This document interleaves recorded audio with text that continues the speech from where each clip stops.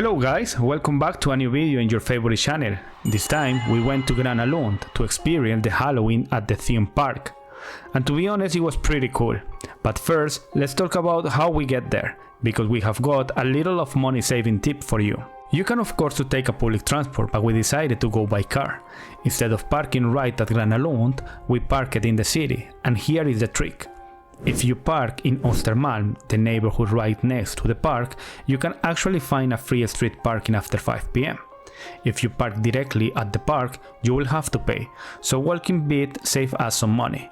And honestly, it was totally worth it. Plus, just look at the amazing views we had on the way there.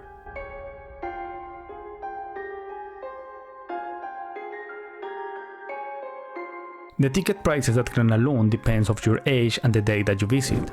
We went on Saturday and in the afternoon, probably the most expensive one because it's the busiest time. The price was 545 kronor per person, which is around 50 euros, and that includes the entries to the park and 2 jet pass for the rides of your choice. That means you can book the attractions you want at the time that you prefer, which is really convenient. We used ours for 2 haunted houses, since we knew those will be the ones with the longest lines. Getting into the park was super easy. There were no lines at all. The decoration was honestly a 10 out of 10. As soon as you walk in, you feel like you have entered a completely different world, and you instantly get those Halloween vibes. We arrived around 5:30 PM and the park was only open until 10 PM. So we had to hurry a bit and decide which attractions to try and really enjoy. There are so many options like roller coasters, free fall towers and spinning rides. We started with the witch cauldron, something simple, and luckily there was no line. After this attraction we felt like we had to get into the park vibes, so we decided to buy these pumpkin hats that everyone was wearing.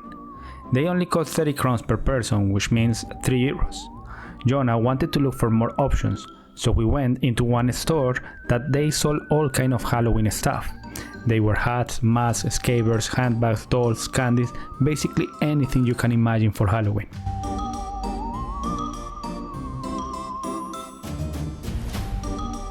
In fact, if you buy the tickets online or in the store, you can buy a white hat that is called the invisible hat.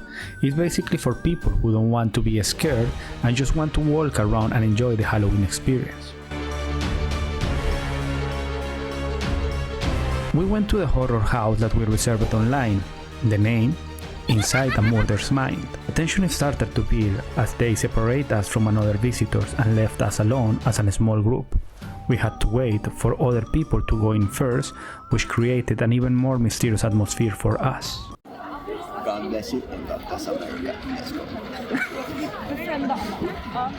There was different doors waiting to be opened, but only one can be chosen. The number 6 was the one opened to us. Once we entered, there was a row of 6 electric chairs. We took a seat and put our headsets with the headphones. When we were ready, the lights went out and everything went in silence.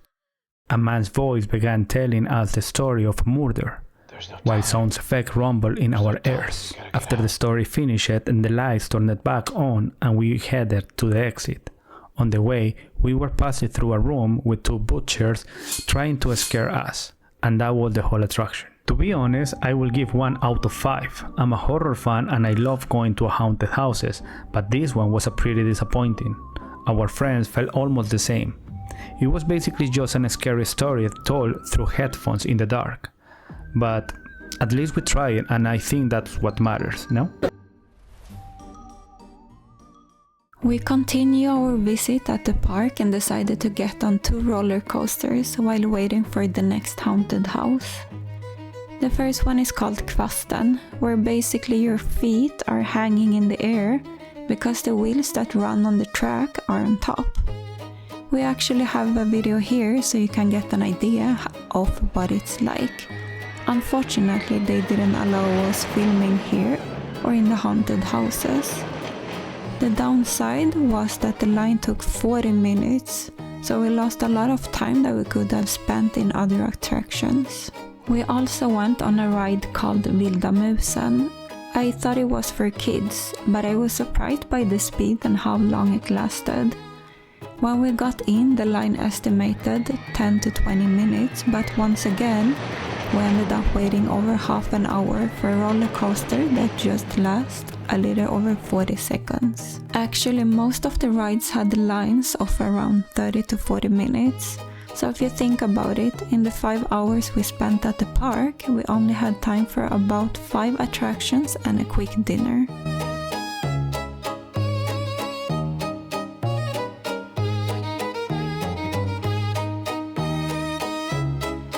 It was time for our second haunted attraction, and according to our research and what people say in social media, this was supposed to be the scariest one. The name? Sekten. We don't want to spoil anything, but we can say this attraction was one of the best we have tried. Imagine walking through different rooms, each with its own story and creepy atmosphere. You never know what or who is waiting for you around the corner. Between flickering lights, whispers, and people acting like they are part of a strange cult, the scariest come when you least expect them. And yes, it might sound like a regular haunted house, but trust us, this one was something special. When we got to the exit, the fire show has already started, but we managed to catch a little bit of the video so you can see it too.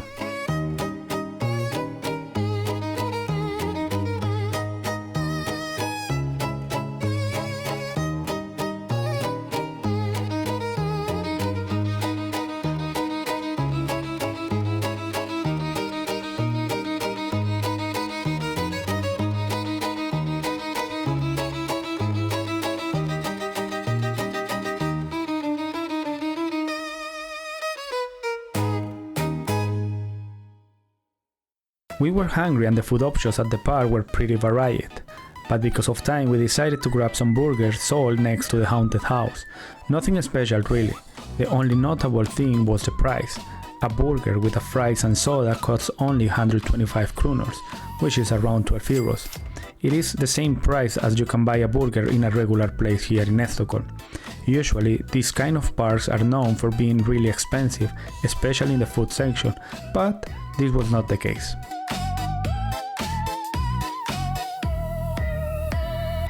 We wanted to end our time at the park by going to the fun house, an attraction with lots of clowns.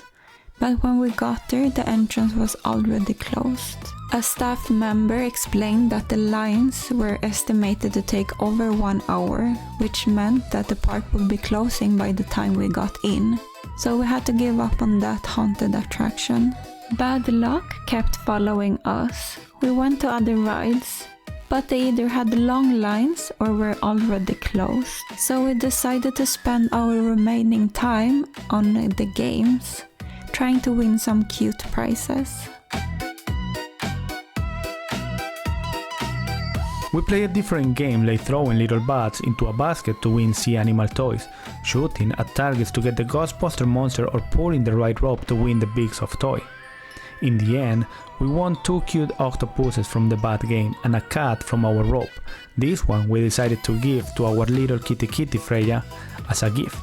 It could have gone better, yes, we know, but at least we didn't leave with an empty hands. We really enjoyed our time in the park. We understand that many people want to visit, and for most, Saturday is the only day that we can go, so of course the lines for the attractions can be pretty long. Maybe the park could add an online booking system for all the attractions that will help organize the time better for both visitors and the park itself. They have right now for some of them, but not for all the attractions. And honestly, the theme and the attraction were amazing. We truly recommended to visit, and seeing this year decoration were just fantastic.